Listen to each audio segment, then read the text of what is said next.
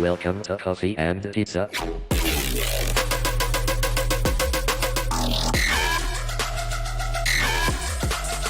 I hope you can enjoy. Welcome to another episode, incredible episode with someone very, very special. I don't want to say the name because many people know him, but I like to do a little introduction of my guest, and in that case, because he is the founder and a founder of BugCrowd. And in my point of view, one of the things that more make you the difference with another people, you are a hacker. But if someone wants to know more about you, it's the best chance to listen to podcast. And thank you very much for staying here. And my pleasure, man. Yeah, thank you for having me. Then moving forward to I don't like to have here, we don't have a guide or something to follow or scripts to follow. This is very natural. This is like human one-to-one conversation. But one of the things first of all I like to share with the people is like, who are you and for where are you coming from? Sure thing. So yeah, my name's Casey Ellis, Casey John Ellis on the socials, or CJE, which is usually one of those three ways is how people kind of recognize me and find me. I'm best known as the founder of BugCrowd and co-founder of the Disclose.io project. So that's definitely those two things have kept me incredibly busy for the past decade, really. But yeah, I mean, these days I'm doing a fair bit in terms of, cybersecurity, startup mentoring, a bit of angel investing, all those different things, like taking stuff that I've learned from the experience of building BugCrowd and, trying to help other entrepreneurs like come up with cool stuff that solves big problems in that sense. But yeah, background wise, basically, I mean, you kind of summed it up a little bit there. I started hacking as a kid back in like the late 80s and 90s, got out of high school and discovered that, I could do hacking things in a professional context and people got value from that. So I basically became a pen tester. This is like 99, 2000, very early in that industry. And I'm from Australia too, by the way, if anyone's wondering where the funny accent's from. I live in the US, but... Yeah, exactly. That's the first question I wanted to say. Like, from where are you coming from? Like, you come from Australia, right? That's something blow my mind because you are like... I thought you background, but yeah, Sydney, Australia is where I was born and raised. Moved out to San Francisco in 2013 when BugCrowd kicked off. So yeah.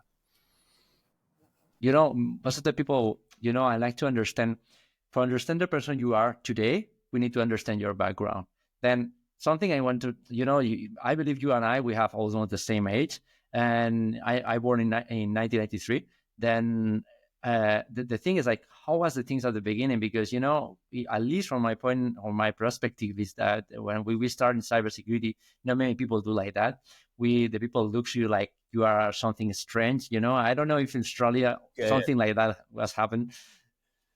Yeah, no, very, very, very similar. So yeah, I'm a 81 baby. I mean, getting into security as a career in like 99, 2000, it sort of didn't really exist in Australia. I think, like IT existed and all those different things, but the idea of needing to secure it hadn't really kicked off yet. So it was interesting because the internet was super vulnerable. Like vulnerability research, exploit development, all that kind of stuff was a lot of fun back in the day because it was kind of like shooting fish in a barrel, right? But you had to do a lot of work to convince people that data protection, making sure that like bad guys don't get up in your infrastructure, all those sorts of things is something that you should actually care about. So that's obviously different now in 2025, but back in the day there was a lot of evangelism involved for sure. Believe always I like to say to the people when we started, most of the hackers we was maybe we can say delinquents, and thank you to platforms like BugCrowd we can do the same and at least not stay in the legal part, right?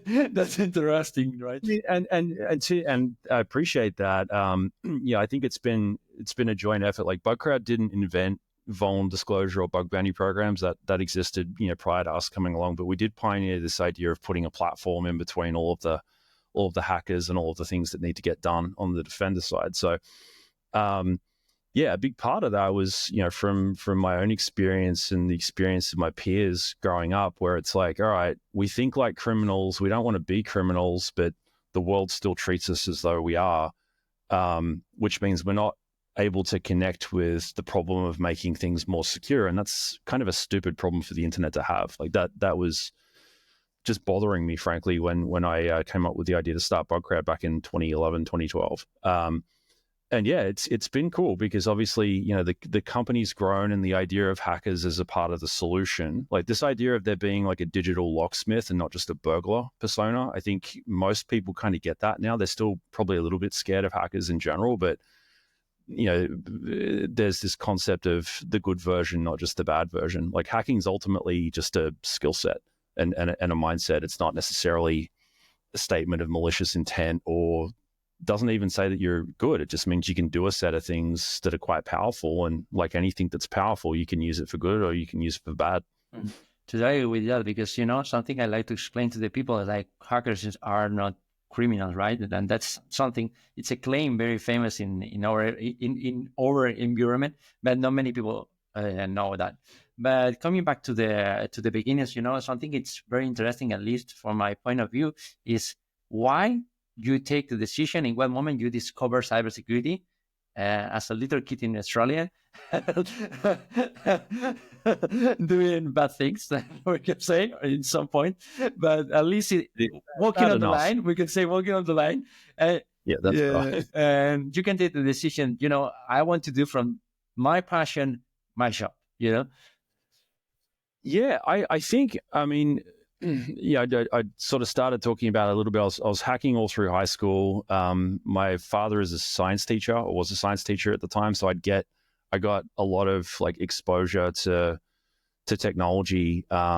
Just when, you know, things were starting to come onto the scene from a personal computing standpoint, and that was just lucky, frankly, and you know, I appreciate my parents kind of making that available.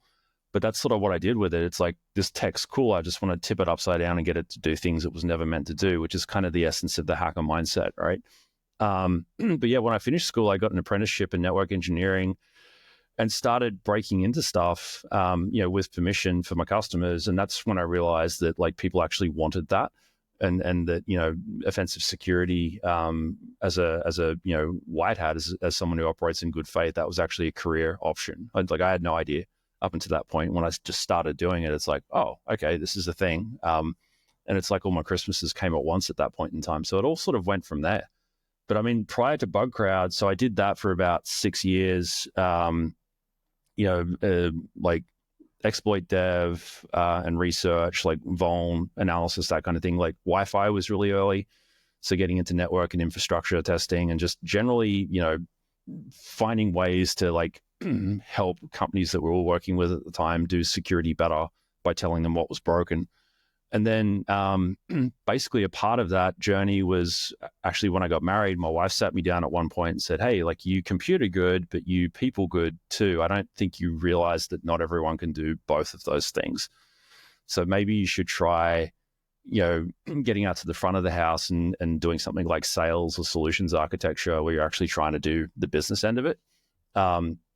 And that sounded like a cool idea. So I went off and did that for a period of time, actually did really well at that. And that's when I got it in my head, I wanted to be an entrepreneur. It's like, if I can bridge those two worlds between the technical side and the problem solution side, you know, with the buyer, that seems like the raw ingredients I need to be able to go off and, you know, build companies and do things that are disruptive at a startup and a company level. So that was kind of when that all kicked off. And that's a good point, because, you know, many people believe also like, okay, I want to create a company, but I don't want to handle the problems, right?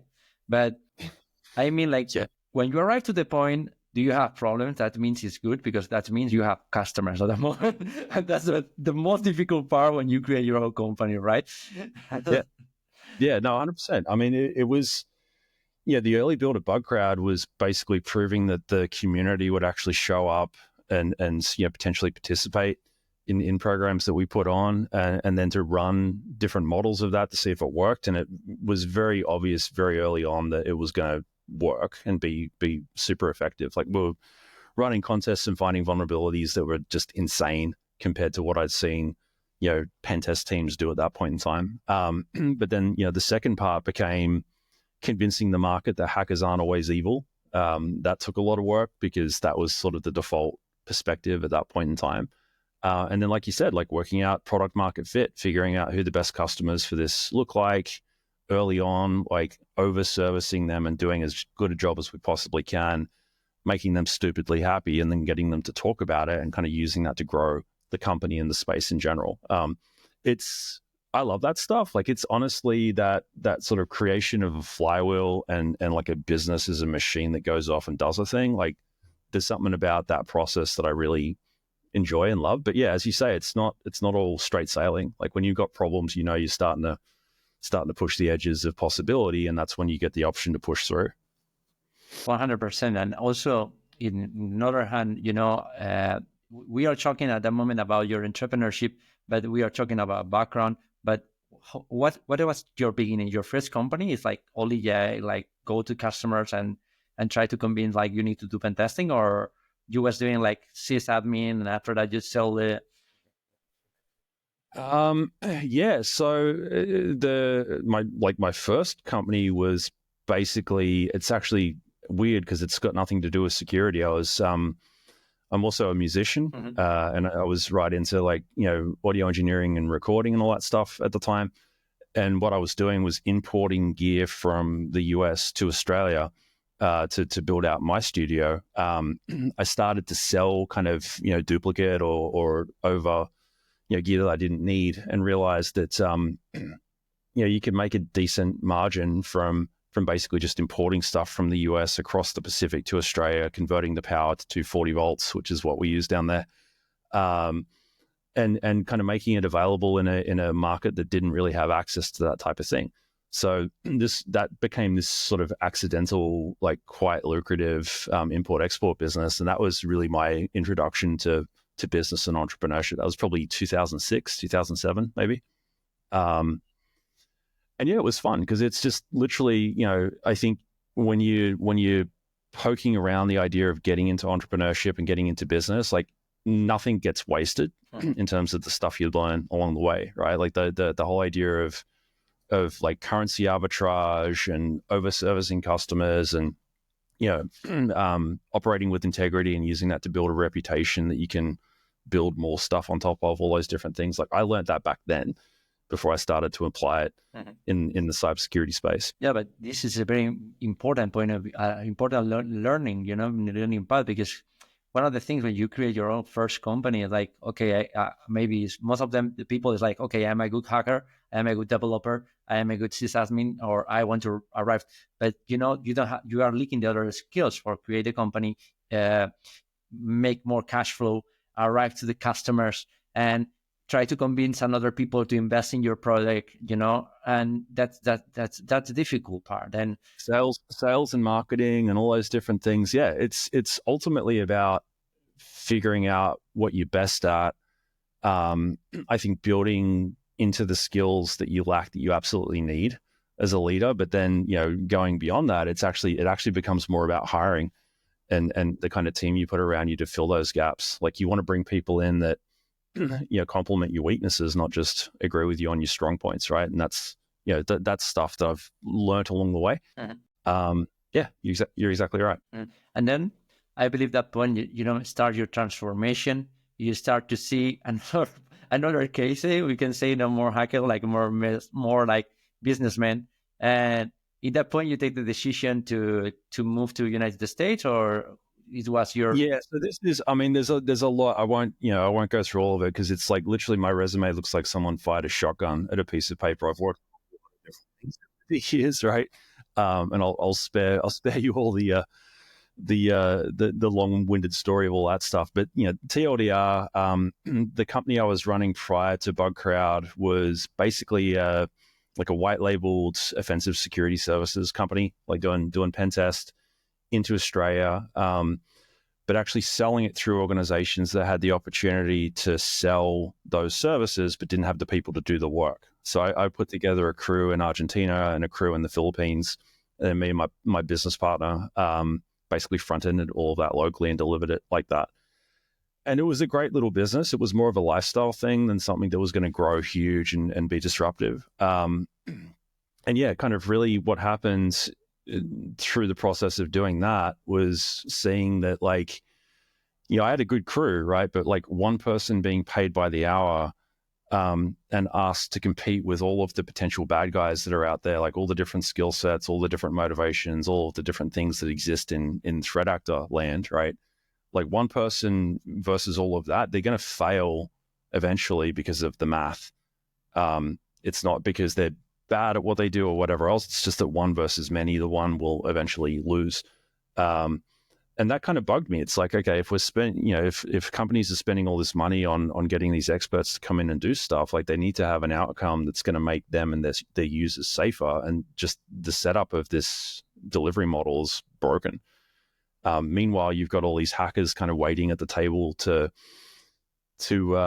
participate and do stuff and help out and get better at hacking things and all that kind of thing. And they're unplugged. So really the idea for BugCrowd was like, okay, let's get that and kind of plug them in together and off we go.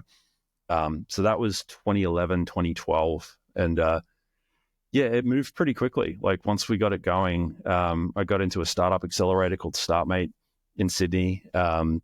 Got initial proof in the first 4 months. We had some crazy deals come in where it was just customers saying, yeah, I want to try that. So that to me was proof of life in the market. And then we used all of that to basically come to San Francisco, raise like a $2 million seed round at the time, and then relocate. You explain that and it seems like very easy, right? The people are doing, you say, arrive here, do like that. But you're leaking a lot of details. Like, I believe it's interesting, like how the people, like how you can arrive to some place and you can say, hey, we want to hack your company. We want to put your company to the hackers to have your company, and you need to trust in us, because that's a difficult part, right? It's a really good question though. And I do get asked that a lot by founders. Like the thing that I had available to me at that point in time is that I'd already been in this space for quite a while. And had developed a reputation kind of on the business and the strategy side, but also as a technologist. So like I had a group of people on the buyer side that kind of trusted what I had to say. And pretty much the conversations really early on were getting with folks that I'd worked with in the past and basically saying, hey, I'm cooking up a new way to do this. It's really early and there's absolutely no guarantees on how it works or any of that kind of stuff, but I'll explain it to you. And if you think it's a good idea, let's give it a try. And then we go from there. Right. That's like, I did use those sort of personal relationships pretty heavily in the very early days, because that's your initial kind of starting point, right? Like they're the folks that are going to sit down and have the conversation with you in the first place. If you're kind of working on a thing that no one's ever heard of and no one else has ever heard of you. So like you do that, you make sure they're happy, and then you kind of pivot up. You just kind of lather, rinse, repeat, pivoting up that success. Actually, BugCrowd's first customer, I will say this because this was tricky, was an entrepreneur who I was bouncing the idea off. And he sold his company to Akamai, I think, eventually. And he basically said, dude, like that's a fantastic idea. You should totally do that. And I'm like, well, if I do, you're going to become our first customer. Like, shake on it. And I did, and he did. So like it's stuff like that. You got to hustle. In the early days, that's for sure. That's a good deal, Yeah. That's a good deal. Like you just build on that. You know what I mean? Like it shouldn't take the same amount of effort every time. Like you should try to take what you've been able to achieve with the last, customer that you've made happy, and use that to make landing the next one like easier and less expensive. And you just continually do that, and eventually you end up with a bit of a flywheel, and you can kind of go from there. A few days ago, I had another guest here in the podcast, and I was talking with her. I cannot say it. Maybe we're gonna see later, but she was Paula, and she's very, very nice, and she have a company in different countries. And one of the things I was trying to explain with or try to explore with her is like, okay, different countries, different legislation, how you handle that because that's the first idea come to my mind when I want to I want to sell my product, like a pen testing or pen testing for companies in the different countries. That means, okay, different countries, different legislation, and this can be a pain in your ass, right? 100% is. And I think part of the evidence of that is like Disclose.io is really around actually trying to influence policy around anti-hacking laws and that sort of thing globally, like main focus on North America, but the idea is to harmonize as much of that language globally as we possibly can. It's for that reason. So that ended up spinning off into its own like 501c3 like open source not-for-profit project, because that problem that you just mentioned is such a pain in the butt to deal with. There's other reasons, but that's one of them, right? I think my advice for founders thinking about that, probably two things, and this is sort of based off my own experience. One is do it deliberately. Like, you don't want to half-ass this stuff. You know what I mean? I get a lot of people asking, like, how do we go to North America and like grow? Like, can I just put a person there like part-time to go off and do sales and whatever? And that doesn't work. Like, you've got to be deliberate, and you've kind of got to be all in if you're going to try to take on a new geo. But the other side of it is to just get mentors. Do you know what I mean? Like, that was one of the most valuable parts of being in that accelerator that I mentioned, as well as a kind of byproduct of raising money, is that you end up with all these people that like understand the business environment that you're about to go into. I knew for sure that like I'd done fairly well on the business side in Australia, but I kind of also assumed that that wouldn't mean I can conquer North America. No problem. Do you know what I mean? It's like they're going to be different. There's going to be different rules. There's going to be different, communication styles, different legislations, all those different things that you just mentioned. And I need people that speak American to help me figure that out quickly, because once I'm boots down, I'm not going to have time to slow down because of that stuff, right? So that was sort of how I did it, like doing it on purpose, and then making sure I had mentors and people around me to kind of help me screw up as little as possible. But we are arriving so fast to BugCrowd. But before to BugCrowd, you say you have your own company, right? This company at the beginning, you were explaining, or that's why I understood, like you take freelancer from international, right? And you do this testing or this pen testing to the companies. And from that point, like, I believe like from the beginning, like because I want to be on the mind, like if someone is creating the first company and say, oh, okay, I'm an incredible hacker, I am the top one in BugCrowd, and then everyone wants to hire me, right? Then I need to create the company. Okay, but this guy cannot do it alone. Need to create a team. And imagine if you are in the brain of that person, what can be your advice? Well, firstly, congrats. Like, it's I think because another question I get asked a lot is like, how do I know when it's time to start something? And my answer to that is you don't. Like, there's never going to be an ideal time to launch the thing that you want to do and start building it, because there's always going to be a reason not to do it. So to me, it's just like getting to the point where it's like, screw it, let's go, let's get started. I think that's the most important thing, because if you're not doing it, then nothing will happen, right? So congrats on making that decision. I think, there's a lot of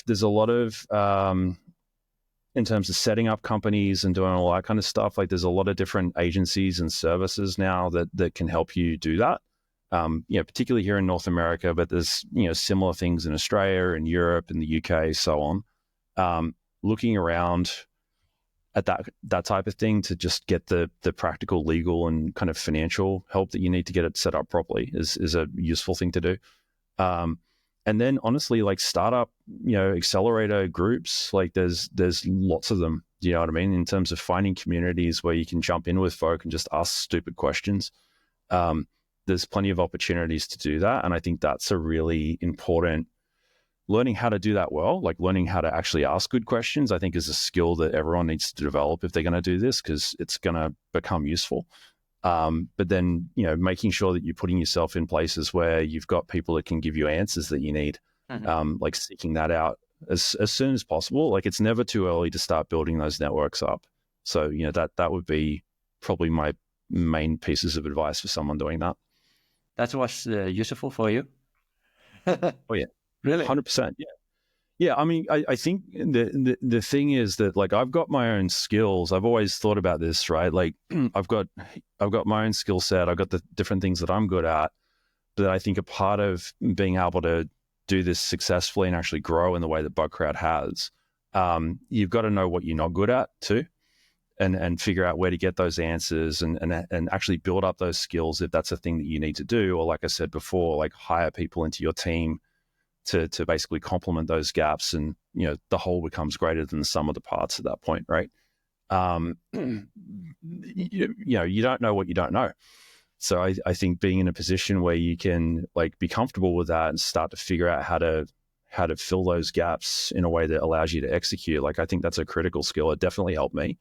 And like I said, that's not to say that I haven't done a bunch of things that I'm uniquely good at well. Like understanding those things and taking advantage of them is pretty important too, right? But I want to move. Hashtag it takes the crowd. You can understand why I built a crowdsourcing company, right? Because this is kind of fundamental leadership beliefs. And also, I think about stuff in general. in other hand, Casey, you can create your own company and you get the perfect ideas from the people and perfect bring in, but maybe it's not the moment, But that's bring me to the next question: is how you can handle the pressure and how you can handle testing, because this is sometimes you have the pressure, like I cannot, the frustration of create your company, but this is because we are talking about the beautiful thing, the beautiful stuff. Everyone's seeing like today, wow, background, exact stuff. Yeah, no, 100%. Yeah, and it's crazy. Like, it's good. I'm glad you asked that question, because a lot of folk do see it's like, BugCrowd's working with all, like, kind of leading a category. We've raised like $180 million at this point. There's all of these different things that you look at and go, whoa, like that's blown up. And there's definitely a level of success bias that can come from just looking at those parts of it. I think in terms of the difficult stuff, really, it is a roller coaster, especially if you do, building a consultancy is one thing. I think doing a venture-backed like category creating startup is a whole other thing, because it's like lighting the fuse on a rocket and then kind of like learning how to fly it after it's taken off, if that makes sense. It's very cool, it's exciting, it's fun, it's a rush, all those different things, but there's a lot of like high points and low points, and they tend to be fairly close together. So I think just understanding that that's a part of what happens is actually useful. It's like it's an emotional roller coaster, and there's highs and lows, and ultimately you want to see it kind of go like that if you're doing it right. But as a leader and on the personal level, just making sure you're being kind to yourself in terms of how you actually handle that. Different people have different levels of tolerance for that type of thing.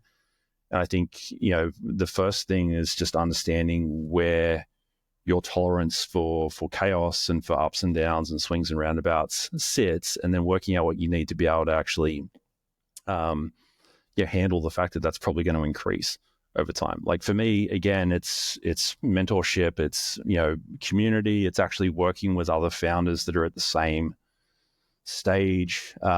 There's almost like a lot of folks that have been founders in cybersecurity for a long time. Like we all kind of know each other, and it's partly like we swap ideas and get each other excited about new stuff and whatever else. But part of it's just like a support group in a lot of ways, because the kind of things that you have to deal with, both on the good side and on the this is hard side of things, they're shared, and not many people actually get to experience that stuff. So to be able to talk about those things with people that actually understand that journey, for me, that's been hugely helpful along the way. But that's me. It might be different for other people that are listening on. I just, going back to what I said at the start, knowing what your tolerance is to that like roller coaster, and then figuring out what you need to be able to ride it, knowing that it will be a roller coaster, I think that's probably the most important thing. And one of the things I bring also this question, and talking about frustration and how do you feel it, is because I have the possibility to have you here, and what is happening today with some people is saying some bad stuff about bounty and what this scam. and something like that, and I have the chance to stay here, and I know I stay here with you, and I believe like we doesn't have the possibility to listen from the first voice like your voice. What do you believe about that and the frustration people is getting from Bob Bounty? Yeah. I mean, probably the first thing I'd say is that that's always been a thing. That's never not been a thing. That started straight away. And I think it's sort of evolved in terms of what people complain about or what people like genuinely have a reason to complain about, over 13 years of doing this at this point. It's honestly, I think managing fairness for the bug bounty hunter, I believe that's a responsibility of the platforms if they're sitting in the middle. Do you know what I mean? Like if it's just an organization running their own program, then it's on them. But if as BugCrowd we've taken this position of basically like intermediating a conversation between the program owner and the researcher, then you've got to ultimately balance the interests of both sides. And that is a really, like, honestly, it's a difficult thing to do. I think it's a matter of like making sure it stays in the middle. It can't tilt all the way over to the hacker side of things, because hackers are going to break stuff and not be happy with, whatever it might be, and then look for, continuous optimizations. Like, you got to listen to that, but you can't just do all of the things they ask. And meanwhile, on the other side of the fence, like, companies ultimately, like, they're running a business. So part of it is that they want the value of what comes in from a bug bounty program, but want to pay like a rational amount, not too much. So it's like, all right, how do you balance that out? It's one of the reasons why BugCrowd has such a big ops team, and why we've always done basically human triage using employees in the middle of the mix on top of the platform. It's because like this is hard to do well. We want to make sure that everyone walks away feeling like it's been done as fairly and as properly as possible, and like it takes a lot of effort to actually make that work. So that's not an excuse as much as it is, I think, just an observation of how this works. Do you know what I mean? Like you've got vulnerabilities that aren't meant to be there in the first place. You got people that find them and are trying to make money from doing that. And then you've got us in the middle trying to broker those conversations. It's all basically a product of unintended consequence. So the fact that things get weird sometimes, to me, is just a part of how it all kind of works. It's just a matter of always trying to get better at that and listening to feedback. Having hackers ideally listen to like the things that we try to communicate to help them develop empathy with the defender. It's like, okay, why isn't this a vulnerability, or whatever? Because sometimes there are good reasons for that and people get annoyed anyway. Like there's all sorts of different variations of how that can be a problem. At the same time, like, no, it's not a scam. Do you know what I mean? Like I think transparency is a really important tool on the program owner side, so that hackers that are participating in a program can have like a clear picture of what they're getting themselves into.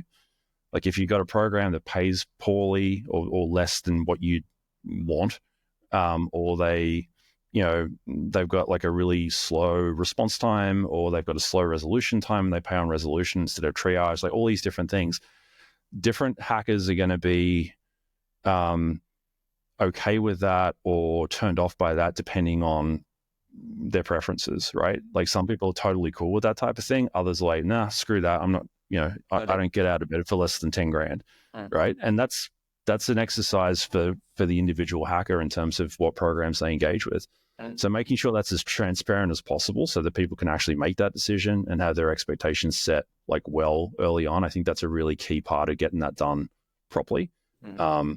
And like I said before, it's always a work in progress. Of course, and something I want to add to your words is the people need to understand you are the first interested to create the best platform, because you want the people in your platform.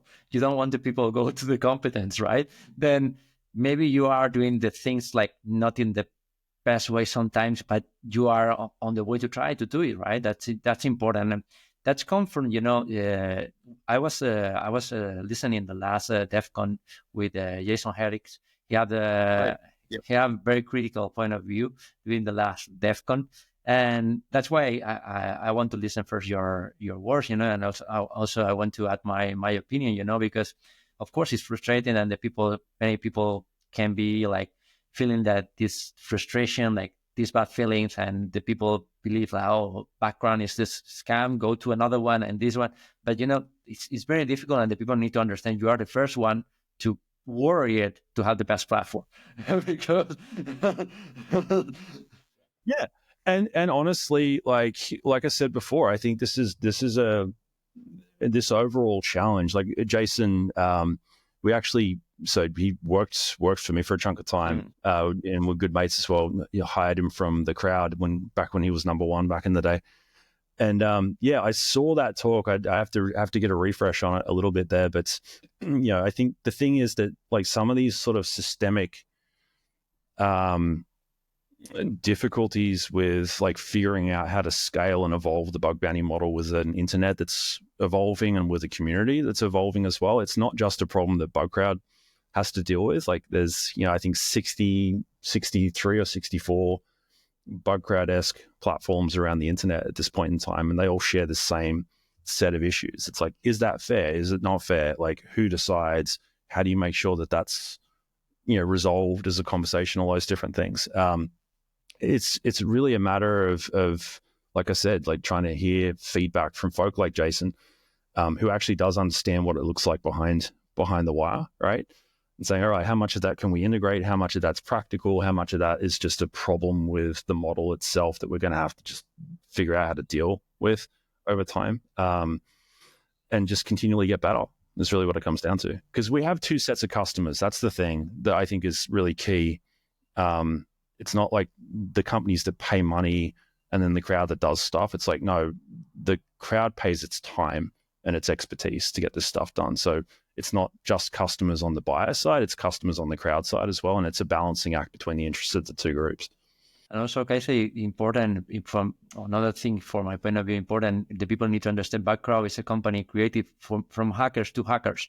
Then that's important, right? Because it's not a company created for make money. Of course, it's important the money because you need to give food to your kids, right? but 100%. But the people but only I want to make you this question, because you have the possibility to have the chance to have it. Maybe the people blame me because I didn't, right? But moving forward, only for understand the people, the volume of number of reports you have every month. Do you have a number of how many are out? Gosh, I couldn't tell you what that is right now. It's in the thousands, if not tens of thousands. But yeah, I'd actually have to look at that, and I'm not keeping a close pulse on that number right now. I don't want to get it wrong. No, and also like if you have a new company in the platform, also increase the number of bugs, right? Because have new bugs and the people go to sign it. And if it's like if you have a company already on their platform, like we can say I don't know, one there is like different, right? But and increases in scope, and like a thing that can happen is that like a company, actually the chat GPT launch is a really good example of this because we'd been working with OpenAI for a little while, and then chat GPT dropped, and they moved the vulnerability intake for that across to BugCrowd. And like the entire internet blew up because ChatGPT is like this incredible thing that's sort of changed how we think about AI and compute and all that kind of stuff. And I think they got something like 4,500 vulnerability submissions in like the first 24 hours. It was bonkers. Like it was absolutely, and I mean there's always a hump at kind of the launch of a new program, but the combination of the fact that it was fresh attack surface, and it was so kind of sexy, frankly, and cool. It was interesting, and it attracted people in. We saw a ton of submissions off the back of that one. Not all of them, like that's not to say that they were super vulnerable. It was just a whole bunch of people trying it out and submitting what they found. What was funny about that at the time was that a lot of the vulnerabilities were actually LLM hallucinations, saying that people had shell when they didn't, and it was just a lot of that kind of early stage AI testing stuff popping out of that one. But yeah, that's an example of how it can do that, right? Because that question comes because we need to understand also, you have the same people, right? It's not like you can do Docker pull and you increase the number of people working on the company, right? You need to hire, you need to do the formation and the...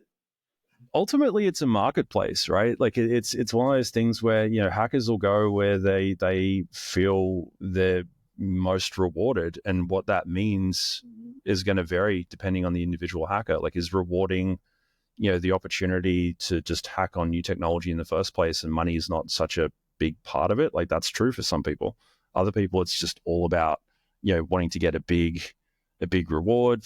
For others, still, you've got the need to find lots of little bugs so they can kind of earn bounties more consistently. It varies right across the board. So for us, it's about making sure that as much of that opportunity is available as possible. But I mean, Casey, sorry, maybe I didn't. I mean, like for $20,000, it's the same people for $2,000 working in the company, right?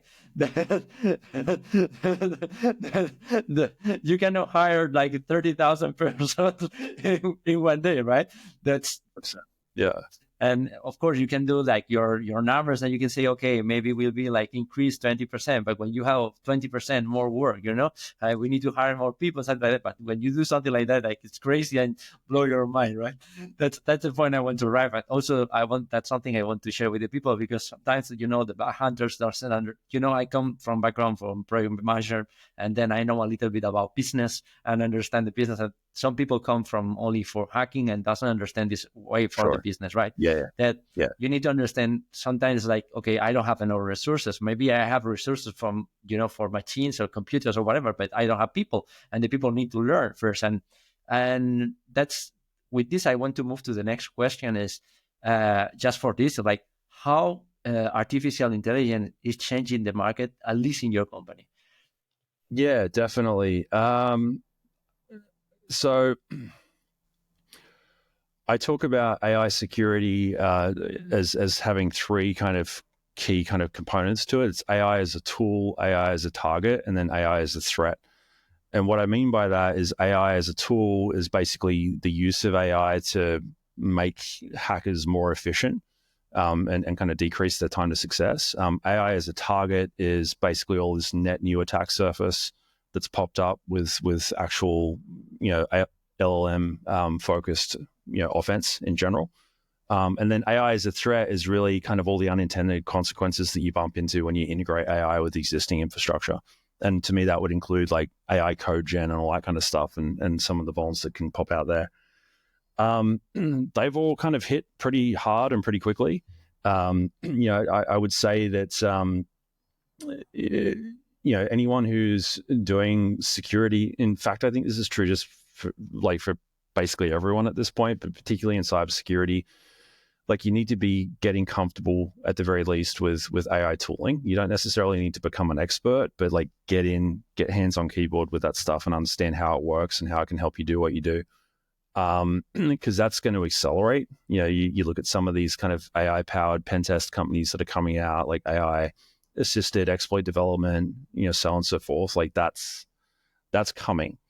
So just understanding that, being aware of that, and figuring out what it means for whatever it is that you do from a security standpoint, I think is a very smart thing to do right now. And then, on the hacker side, like actually understanding like what are the security implications that AI has kind of created that'll create opportunity for offense and even, create opportunity for the bad guys that we actually get to step in and help try to solve, right? My biggest concern, I would say, with AI at this point in time, is really just the speed at which everything's being crammed out to the internet, right? Because like you see what happened with IoT back when that dropped. It's like, cool, we're going to put embedded, systems inside everything and then go out to market, and all of a sudden that becomes competitive, and you've got vendors basically just trying to cram their crap out to market as quickly as possible. That tends to come at the cost of thinking through security properly.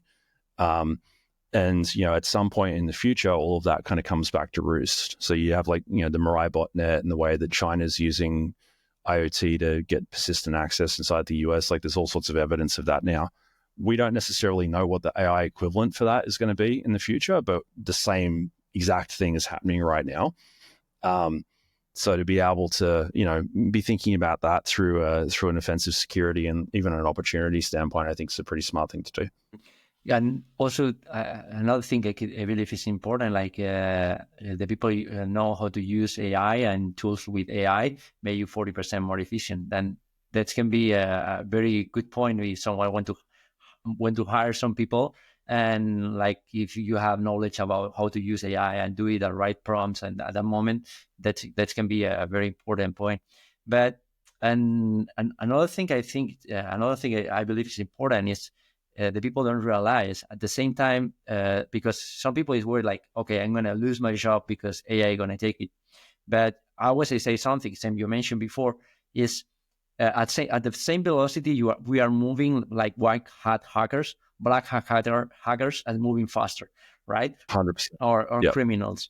But Yep. that means like, what do you believe for the companies will be the future? You believe like the people will be increase the number of people using like companies like your company, like for BugCrowd or another one for create bug bounty programs, or do you believe that's not the right movement? Is create something like more tailored for the company, or what do you believe will be the future? Yeah. Okay. I mean, look, I think the role. So in terms of what BugCrowd does, but even more broadly in terms of just viewing the hacker community as a strategic asset to help you basically stay at least competitive with, if not ahead of, the crowd of bad guys that are out there. You kind of said it yourself. Like the whole reason we do cybersecurity defense is because there's an adversary, and like that adversary is always going to be human at the end of the day. Like they'll be using, they'll improve their tooling, they'll use AI to make themselves more efficient, all that other stuff. But like they're running a business too, right? So they're motivated by, whatever their incentives are, and they're applying their creativity on a continuous basis to do better at getting in than we're doing at keeping them out. That's literally like the nature of our industry and why we're here, right? So to me, what that suggests is that humans are always going to play a role in filling that gap. And that's where, going back to what I said before, like viewing the white hat hacker community as a strategic asset and figuring out how to use it for that. I don't see that going away. I definitely see like AI tooling taking some of the things that are repetitive or like more kind of like grunt work type stuff and automating that, making it simpler, whatever else. But, again, if you solve that problem, then the adversary, it's their job to figure out what gaps you've left. And that's just always going to be a thing. So this is why I suggest that people get into using AI and actually understanding what it's capable of quickly, because I don't think it's coming for people's jobs, so to speak, but I do think it's coming for parts of what we do that's valuable right now that'll basically get commoditized, and it'll be on us to actually figure out what the next set of valuable things are so we can stay relevant, stay active in helping solve the problem. And I believe also will be a very breaking point, because same you mentioned, like we need to think how was AI 2 years ago, and we need to think how is AI today. And the fastest moving layer that this AI is crazy. You can see a few days ago appears like ChatGPT. Today we have DeepSeek breaking the market. Arrive Magnus, and after that arrive Cloud with the new AI for developing. Like that's for me, we are living a very very interesting moments, because for the future will be very very interesting. And I completely agree with that. I think I've said this a bunch, but like AI in like 2023 was sort of like having a website in 1997, right? There's this enormous spike in the hype cycle. And a lot of the stuff that people decide is going to be the future in that phase turns out to be kind of wrong, but it's directionally accurate. And it's important to listen to that hype, but not get kind of swept up in it.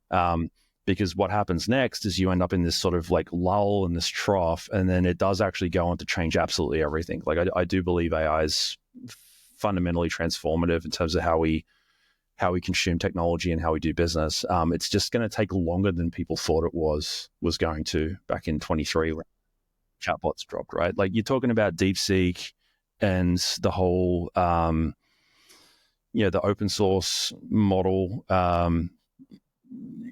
basically, opportunity, right? Like that's a paradigm shift for a lot of folk, and that's only really happened in the past couple of months.